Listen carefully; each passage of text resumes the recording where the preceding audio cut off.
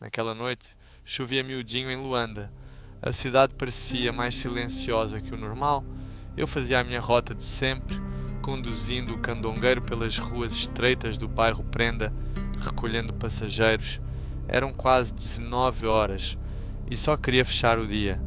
Foi quando o sexto, um homem parado numa paragem mal iluminada. Usava um casaco preto e chapéu, estava completamente encharcado, mas parecia calmo demais. Eu não queria parar.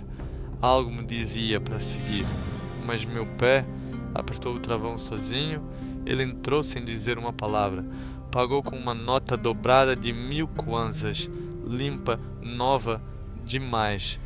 Eu coloquei a nota no bolso, sem pensar, ninguém falava. O carro ficou estranho, um silêncio pesado, como se o ar tivesse engrossado, e quando olhei pelo retrovisor, ele não estava mais lá, mas ninguém tinha descido. No final da rota, fui contar o dinheiro. A nota dele não estava lá. No lugar, só havia um bilhete rasgado com caligrafia torta. A próxima viagem é a verdadeira. Eu devia ter deixado para lá, mas naquela mesma noite comecei a sonhar com ele, sempre parado, sempre às 19 horas e 17 minutos, esperando. No dia seguinte tentei esquecer.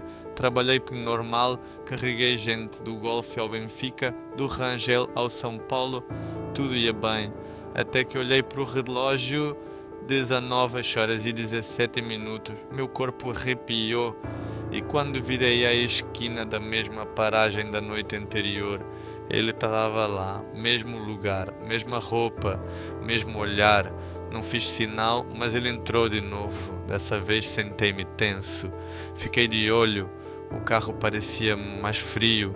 O rádio começou a chiar, mesmo desligado. Passageiros começaram a descer. Uns reclamavam do frio, outros diziam que o ambiente estava pesado. Quando fui olhar pelo retrovisor, lá estava ele. Mas algo tinha mudado. O rosto dele não tinha expressão. Os olhos pareciam mais escuros, como se não houvesse nada ali. Terminei a viagem em silêncio. Ele foi o último a descer, mas eu juro, não vi a porta abrir. No banco onde ele estava ficou uma marca molhada, mas não havia sinal de água no chão. Voltei para casa com a mente pesada e pela primeira vez em muito tempo travei a porta do candongueiro por dentro. Naquela madrugada sonhei com ele outra vez, só que agora ele falava: a estrada não tem fim, até alguém aceitar o volante. No terceiro dia, acordei com febre, mas mesmo doente, fui trabalhar. Algo me puxava para a rua, como se tivesse uma dívida a cumprir. Passei o dia em silêncio, quase não falava com os passageiros. No fundo só pensava: e se ele aparecer de novo? Mas quando o relógio marcou 19 horas e 17 minutos, eu não estava na paragem. Eu estava no Morro Banto, longe, outro bairro, outra rota.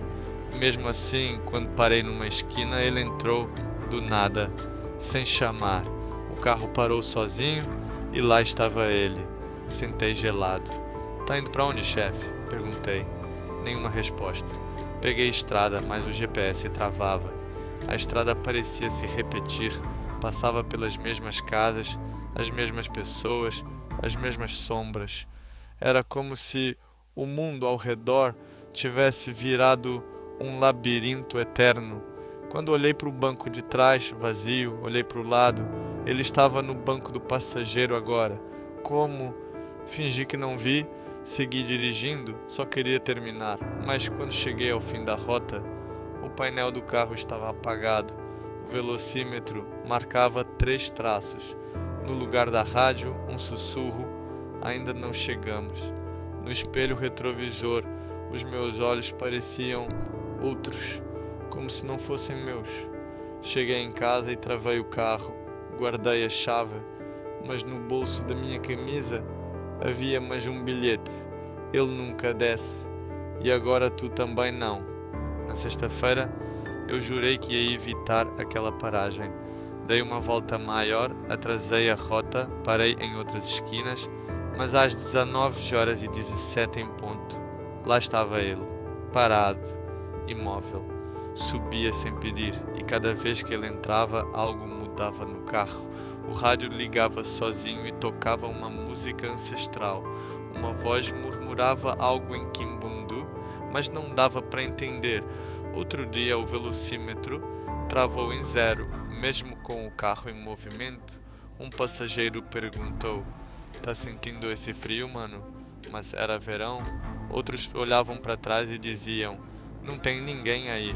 Mas eu via ele claramente. Comecei a ter pesadelos. Eu dirigia por uma estrada deserta e no espelho o carro estava cheio. Gente pálida, olhos vazios, mortos. E ele sempre na frente.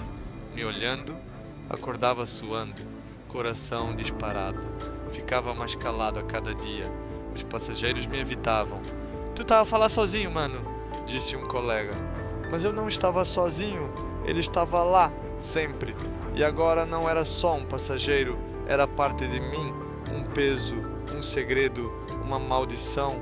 No lugar da rádio, um sussurro. Ainda não chegamos. No espelho retrovisor, os meus olhos pareciam outros, como se não fossem meus.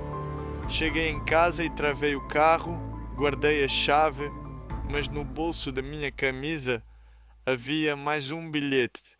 Ele nunca desce, e agora tu também não. No sábado decidi, não ia mais sair à noite. Desliguei o telefone, escondi as chaves.